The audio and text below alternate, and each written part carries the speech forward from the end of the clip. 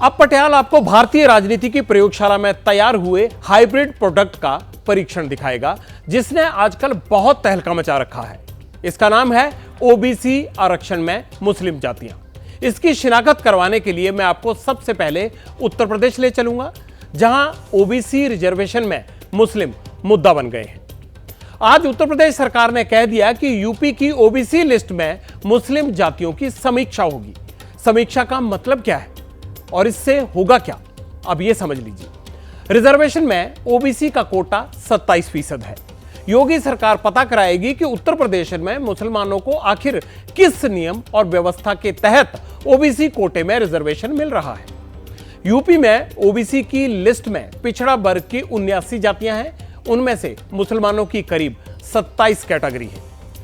UP में धर्म के आधार पर आरक्षण की बात अचानक नहीं आई, इसके पीछे भी एक वजह है, और वो वजह है कल आया कलकत्ता हाई कोर्ट का फैसला।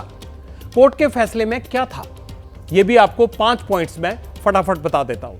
कलकत्ता हाई कोर्ट ने आदेश दिया था कि पश्चिम बंगाल में 2010 के बाद बने ओबीसी सर्टिफिकेट्स फर्जी हैं। आरक्षण के लिए नई ओबीसी लिस्ट बनाई जाए। पुराने ओबीसी सर्टिफिकेट्स पर नई नौकरी नहीं मिलेगी, पुरानी नौकरी पर कोई असर नहीं होगा। पश्चिम बंगाल में कोर्ट ने फैसला दिया तो विवाद में केंद्र में 77 मुस्लिम कैटेगरीज भी आ गई। इसके कुछ घंटे बाद यूपी की ओबीसी लिस्ट में मुस्लिमों की समीक्षा के आदेश दे दिए गए।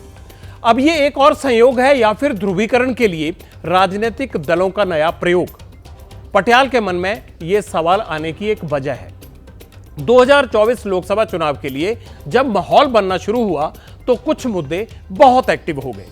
पहला है जातिगत जनगणना, दूसरा आरक्षण और तीसरा धर्म। 5 चरणों तक के चुनाव में ये तीनों मुद्दे प्रचार की लिस्ट में सबसे ऊपर हैं। इस दावे के सबूत के लिए पटियाल आपको एक ऑडियो वीडियो रिपोर्ट दिखाएगा, जिससे पूरा कॉन्सेप्ट क्लियर हो जाएगा। पश्चिम बंगाल की सरकार ने मुसलमानों का वोट बैंक के लिए अनाप शनाप मुसलमानों को ओबीसी बनाने के सर्टिफिकेट दे दिए। ये तुष्टीकरण की सनक हर पार कर रही है। কিন্তু বদমাইশ লোকেরা কাজ করায় এজেন্সিকে দিয়ে, কাউকে দিয়ে একটা অর্ডার করিয়েছে, যদিও তার রায় আমি মানি না। বিজেপির রায়টা আমরা মানব না। ওবিসি রিজার্ভেশন চলছে, চলবে। ममता जी ने कहा हम हाईकोर्ट के फैसले को नहीं मानते। कोई ऐसी मुख्यमंत्री हो सकती है? किस प्रकार की मानसिकता से बंगाल का लोकतंत्र गुजर रहा है? बीजेपी का पिछले वर्ग का आदमी के लिए कुछ प्यार नहीं है। उनका पिछले वर्ग का प्यार का निशाना है पिछले वर्ग का आदमी के ऊपर मुंह पे प्रस्ताव करता है बीजेपी का कार्यकर्ता मध्य प्रदेश। और आज कलकत्ता के हाई कोर्ट ने कह दिया साहब, ये जो मुस्लिम रिजर्वेशन है अंडर ओबीसी सब कैटेगरी, ये इसको हम निरस्त करते हैं। और ममता जी क्या बोलती हैं? This is wrong. कैसी चीफ मिनिस्टर है? ये तो मोदी जी का काम ही है, ये हिंदू मुसलमान करना चाह रहे हैं, पर इस बार हिंदुस्तान की जनता अपने हक अधिकार एक भाईचारा बना था, उसके लिए वोट करने जा रहे हैं। ओबीसी का आरक्षण छीन करके घुसपैठियों को देने का काम ममता बनर्जी जी की सरकार ने किया है, वो अपराध है, वो अक्षम्य अपराध है। मंडल कमीशन में जो जातियां शामिल थी उसका कभी हम लोगों ने विरोध नहीं किया, लेकिन जब से ममता जी हुकूमत में आई हैं, मुस्लिम समाज की करीब सारी जातियों को पिछड़ों का हक मारने के लिए पिछड़ा बना दे रही हैं।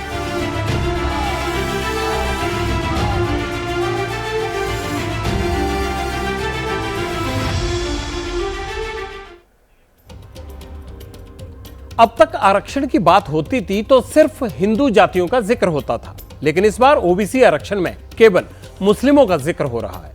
यह बहुत ही बारीक राजनीति है जो जाति में धर्म को घोलती है। इससे दो बातें पता चलती हैं।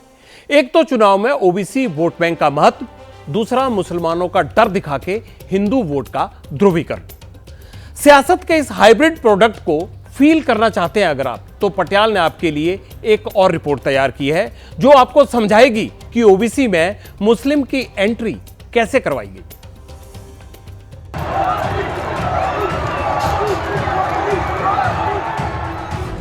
धर्म के आधार पर आरक्षण देना चाहता है। बीजेपी नरेंद्र मोदी संविधान को खत्म करने जा रहे हैं। दलितों का आरक्षण, आदिवासियों का आरक्षण, ओबीसी का आरक्षण, मुसलमानों को धर्म के आधार पर नहीं देने दूंगा, नहीं देने दूंगा, नहीं देने दूंगा। नरेंद्र मोदी जी, बीजेपी के लोग कहते हैं हम आरक्षण को खत्म कर देंगे। जहां भी कमजोर लोगों को थोड़ा सा फायदा मिलता है, उनका ध्यान चला जाता है, उसको बंद करने की कोशिश करते हैं। और फिर बयान आते हैं नहीं, हम आरक्षण के खिलाफ नहीं है। SC, ST के रिजर्वेशन में से कमी करके मुसलमानों को रिजर्वेशन देने का प्रयास, ये एक पायलट प्रोजेक्ट था। अगर भारत सरकार की बड़ी बड़ी कंपनियां बिक जाएंगी और प्राइवेट हाथों में चली जाएंगी तो आरक्षण कहां मिलेगा? आरक्षण भी खत्म करना चाहते हैं, ये इनकी बड़ी साजिश है। इंडी गाड़ी के लोग SC, ST, OBC के आरक्षण में लूट मारने का, और वो माइनॉरिटी को देना चाहते हैं।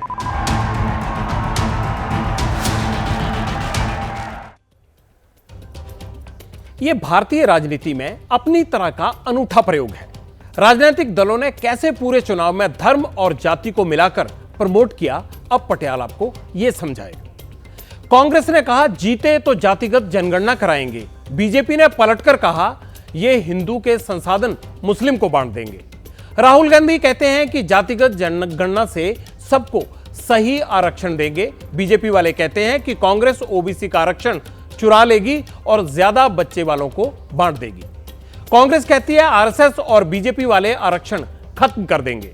संघ कहता है जब तक समाज में भेदभाव है आरक्षण भी बरकरार रहना चाहिए। और बीजेपी ने कहा कि डॉक्टर भीमराव अंबेडकर भी आ जाएं तो आरक्षण नहीं हटा सकते हैं।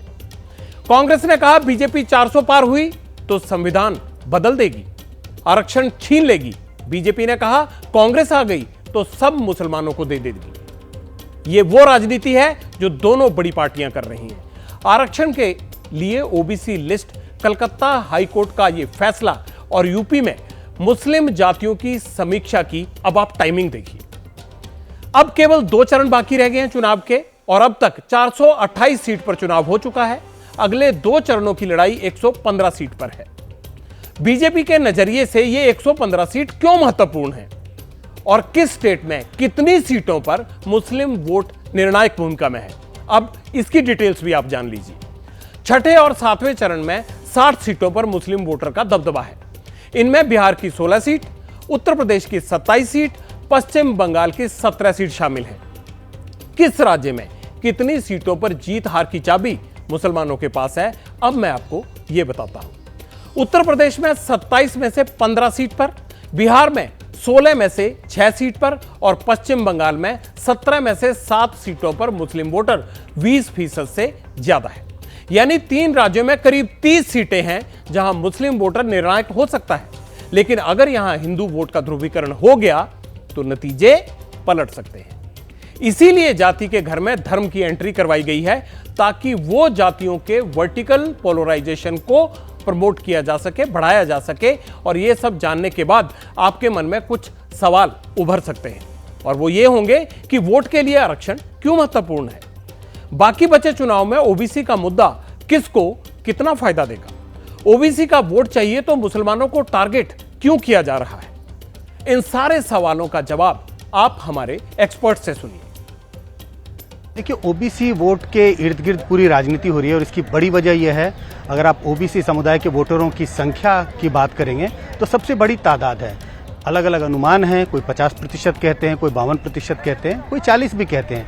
लेकिन कोई भी अनुमान हो, 40 भी हो या 50 हो, अगर बीच बीच का आंकड़ा भी रख लें तो भी आप देखेंगे कि एक इतना बड़ा वोट बैंक है, जिस पार्टी के पक्ष में जाएगा उसको जीत दिला सकता है या कम से कम उसको बढ़त दिला सकती है। इस वक्त केंद्र सरकार की नौकरियों में 27% का प्रावधान है नौकरियों का, कुछ लोग कहते हैं कि जितना ही उनकी संख्या है उतना उनका आरक्षण होना चाहिए। खासकर रीजनल पार्टियां और कांग्रेस इस बात की दावेदारी कर रही है कि आरक्षण का दायरा बढ़ाया जाए और उन्हें वोट ओबीसी को ज़्यादा आरक्षण दिया जाए। इस वजह से इसके ओबीसी वोट और आरक्षण की राजनीति इर्द गिर्द घूम रही है। अब पटियाला आपको एक और अहम जानकारी देने जा रहा है। राज्यों की ओबीसी लिस्ट में मुस्लिम जातियां विवाद का विषय हैं, लेकिन क्या आप जानते हैं कि केंद्र की ओबीसी लिस्ट में भी बड़ी संख्या में मुस्लिम कैटेगरीज हैं? केंद्र की ओबीसी आरक्षण की लिस्ट में 115 मुस्लिम जातियां और उपजातियां हैं। अब आपके मन में सवाल यह होगा कि ओबीसी लिस्ट में शामिल कैसे होते हैं? आरक्षण मिलने की प्रक्रिया क्या है? किसी भी वर्ग को रिजर्वेशन मिलता है क्या? मैंने आरक्षण मामलों के जानकार के सामने यही सवाल रखे, उनका क्या कहना है आप भी सुन लीजिए। कास्ट बेस्ड रिजर्वेशन है, वो schedule caste and schedule tribe के लिए है, पर ये जो ओबीसी जो आपका है इसमें आपको कैटेगरीज बनाना पड़ता है। इसमें आपको पिछड़ापन दिखाना होगा कि जो शिक्षा के बारे में, स्वास्थ्य के बारे में, आपका जो इनकम के बारे में, ये सारे कैटेगरीज लेके एक बास्केट बनाया जाता है और वो बास्केट में आप आएंगे तभी आपका इंक्लूशन होगा। तो पश्चिम बंगाल में जो है, जो जजेस ने बताया, ये बास्केट आपने ठीक तरह नहीं बनाया, तो इसलिए जिनको मिलना चाहिए था शायद उनको नहीं मिला और जिनको मिला है शायद उनको नहीं मिलना चाहिए। इसमें कोई धर्मीय आधार का बात उन्होंने नहीं किया, वेरी सिग्निफिकेंट है, क्योंकि ये भी सवाल काफ़ी ने उठाया जो तफसीली जाति का जो हुआ है उसमें इसमें धर्मीय भावना का नहीं है, इसमें पूरा जो है इसको प्रोसीजरल चीज़ बोला जाता है।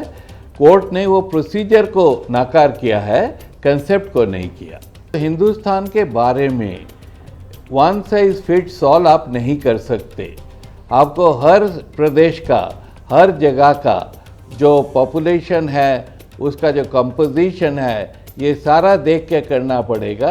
तो मुझे लगता है इसके लिए कंसेंसस बिल्डिंग बहुत ज़रूरी है और जब तक ये नहीं होगी, ये हर चुनाव के टाइम में इस तरह का खींचतान दिखाई देगा।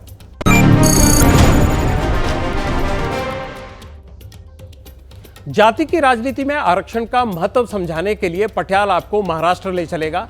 महाराष्ट्र में मराठा आरक्षण के लिए आंदोलन हुआ था, आपको याद होगा सबको।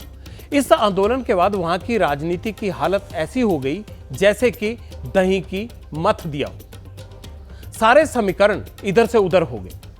4 जून को जब महाराष्ट्र के भी नतीजे आएंगे तो आपको आरक्षण आंदोलन का महत्व पता चलेगा। अब ऐसे कारगर हथियार में जब जाति और धर्म को मिलाया गया तो सोचिए परिणाम क्या होंगे। पटियाल को लगता है कि वोट के मंथन में इस बार कुछ नया ही निकलने वाला है।